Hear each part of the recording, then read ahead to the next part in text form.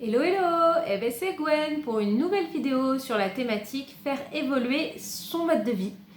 Et si j'arrive au bout de cette vidéo avec un chaton qui est en train de me croquer les pieds depuis tout à l'heure, je crois que je vais avoir le droit à une médaille. Bon, essayons de continuer. Concentration, concentration. J'avais envie de te parler pour cette vidéo de santé. Parce que je trouve que c'est vraiment quelque chose qui m'a vraiment aidé à évoluer dans mon mode de vie. Et je voulais te parler de santé au naturel et comment rester en santé plutôt que se soigner quand ça va déjà plus. Et te dire à quel point moi, dans l'évolution de mon mode de vie, donc ça va être une petite vidéo témoignage, à quel point en fait le fait d'apprendre à me connaître, de faire attention à mes pensées, aux ruminations que je pouvais avoir, de prendre soin de mes agacements, des émotions qui découlaient de mon mode de pensée, notamment grâce aux fleurs de Bach, ça m'a vraiment permis à terme d'être en meilleure santé. Alors, les fleurs de Bach ou faire attention à ses pensées, c'est pas forcément ce qui soigne directement des maladies quand elles sont là, mais ce que je me rends compte, c'est que mieux on se sent, plus on pacifie ses émotions et moins le corps a besoin de manifester des désagréments, que ce soit extérieur, hein, par exemple le derme, avoir des boutons, du psoriasis, comment ça s'appelle, de l'eczéma, ce genre de choses.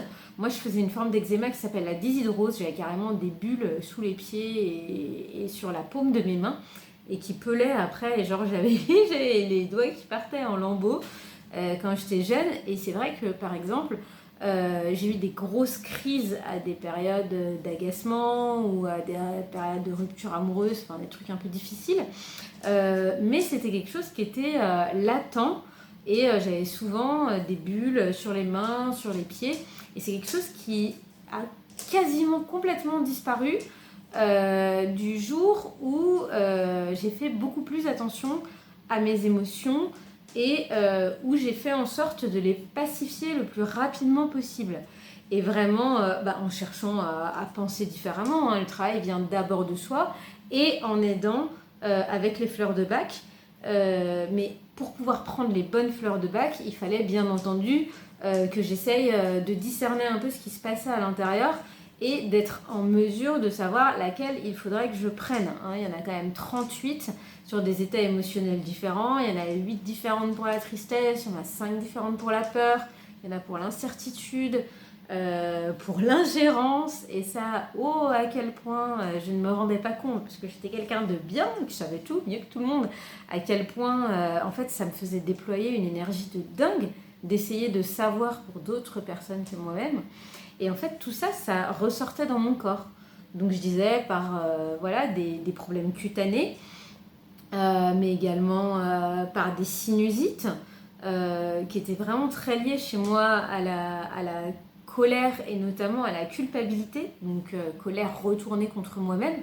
Alors c'est quelque chose que moi j'ai découvert à plus de 30 ans. Je ne sais pas si tu sais que la culpabilité est une forme de colère, mais alors moi je t'avoue que quand je l'ai découvert, ça m'a fait ma journée, ma semaine, mon mois, parce que vraiment, comme je suis quelqu'un de calme et que je m'embrouille vraiment pas avec les gens, ça ne m'arrivait jamais de pouvoir me dire que j'étais en colère. Et en fait, par contre, je passais du temps à m'en vouloir à moi-même pour ce que j'avais fait et surtout pour ce que je n'avais pas fait, parce que j'imaginais énormément que je pouvais en faire encore 10 fois plus que ce que je faisais, alors que je bossais 50 à 60 heures par semaine, payé 35, et que je me pliais en 12. Mais c'était jamais suffisant. Et ça, le fait de travailler ce rapport à la culpabilité, quand ça vient pouvoir me dire merci, mais non merci, je dépose. Et puis une fleur de Bach, hein, particulièrement qui s'appelle Pine, c'est le pin sylvestre, qui m'a beaucoup aidée. J'en ai pris pendant un petit moment de temps en temps quand je sentais la culpabilité venir, ou sous forme de cure.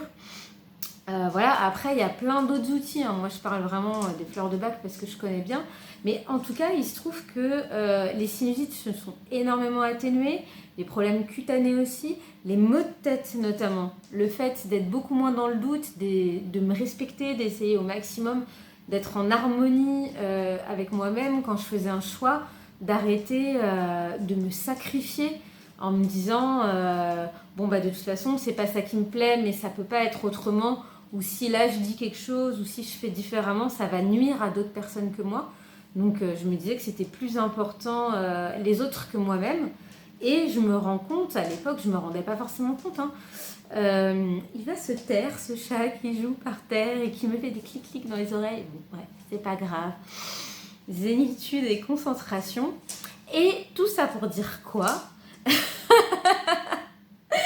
Tout ça pour dire que j'avais très souvent mal à la tête et que je boulottais des comprimés, alors des Nurofen, des machins comme ça, très régulièrement pour calmer en fait les maux de tête, et que je me rends compte qu'en fait c'était vraiment de l'ordre du surmenage. Mais je le savais pas avant que ça se teste, parce que comme j'en avais tout le temps, bah, je pensais que j'étais sujette tout simplement aux maux de tête, et je pensais pas que mon hygiène de vie, mon mode de vie, c'est-à-dire ma façon d'envisager les choses, pouvait avoir une incidence. Et donc bah forcément, je résolvais en prenant des comprimés.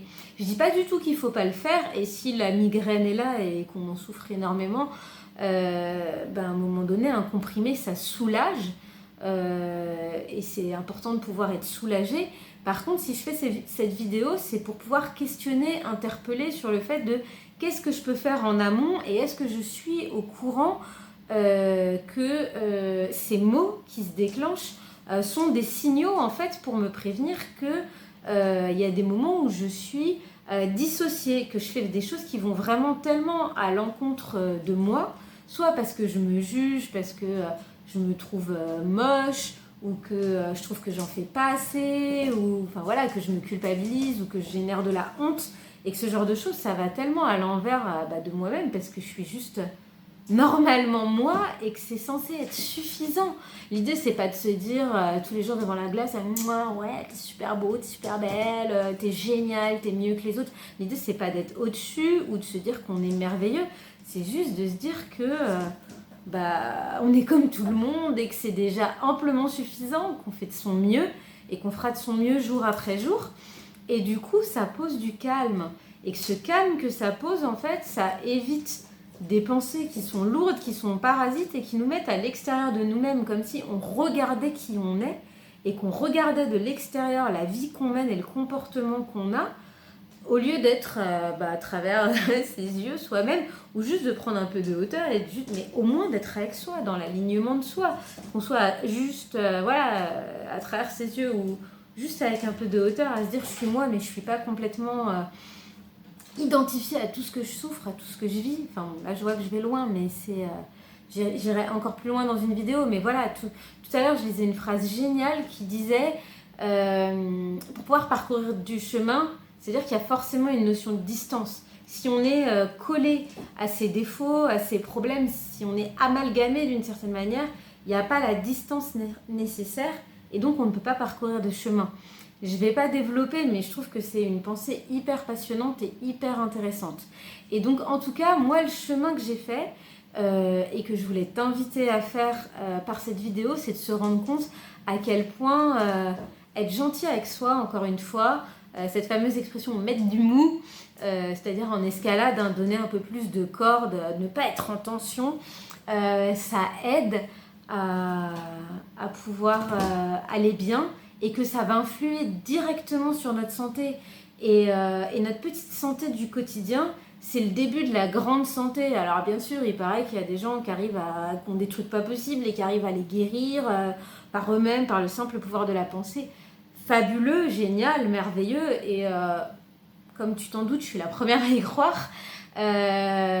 Et c'est au-delà d'y croire, enfin si, c'est toujours une croyance, mais c'est intrinsèquement au fond de mes tripes, j'en suis convaincue, parce qu'on est créateur, mais ça commence par les toutes petites choses, Et les toutes petites choses, c'est que tout le temps où on se prend pas la tête parce qu'on a une barre là, ou tout le temps où on n'est pas en train de se dire qu'on n'est pas assez bien, ou qu'on va se cacher nos psoriasis, nos eczémas, nos machins, nos trucs, ou se dire que forcément c'est qu'on a un problème si on est comme ça, ou que c'est pas beau, et c'est du temps de gagner à penser à autre chose. Et ça, c'est cool.